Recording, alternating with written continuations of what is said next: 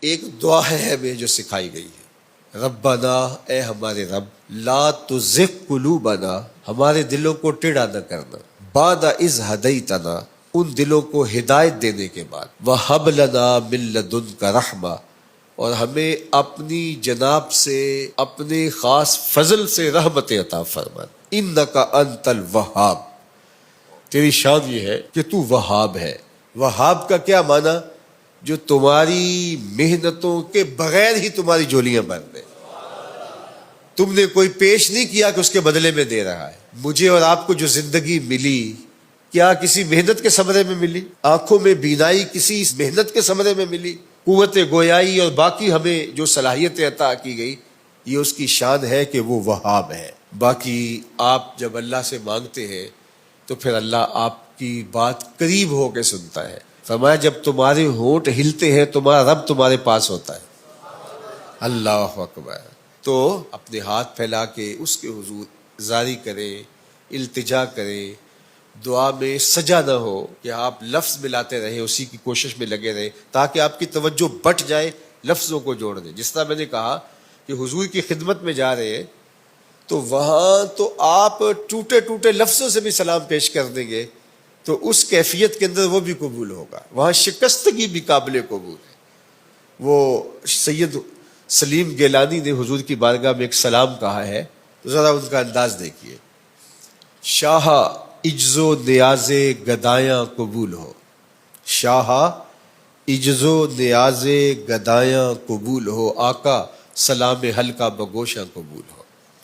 اب ذرا دیکھیے وہ کیفیت جو میں نے عرض کی، لفظ ساتھ چھوڑ گئے گنگ ہو گئے، لفظ ساتھ چھوڑ گئے گنگ ہو گئے، بے ربطی نوائے پریشاں قبول ہو، بے ربطی نوائے پریشاں قبول ہو، ساری دعائیں سیل تجلا میں بہہ گئیں، ایک اشک لرزاں ہے سر مجگاں قبول ہو۔ تو دعا کے اندر وہ شکستہ لفظ بھی اس کو قبول ہے۔ تو بعض اوقات لفظ ترتیب پاتے ہیں، بعض کا ٹوٹے ٹوٹے لفظ ہوتے ہیں، بعض کا انسان ہاتھ پھیلاتا ہے اس کو لفظ بھی نہیں مل رہے ہوتے۔ میں ہاتھ پھیلاؤں مانگوں تو کیا مانگوں، میں تو لفظ بھی گنگ ہو گئے۔ تو وہ بند لبوں کی بولیاں بھی سنتا ہے، وہ تمہارے لہجے کو جانتا ہے۔ خلوص سے پیش ہونا ہے، اس کے حضور عاجزی سے پیش ہونا ہے۔ اور یہ دعا اور اس دعا سے جڑے ہوئے مفہوم اس کے حضور آج خاص طور پہ عرض کرنے ہیں۔ اپنی عبادات کی قبولیت کی دعا کرنی ہے۔ ربنا لا تزغ قلوبنا بعد اذ ہدیتنا وہب لنا من لدنک رحمہ انک انت الوہاب۔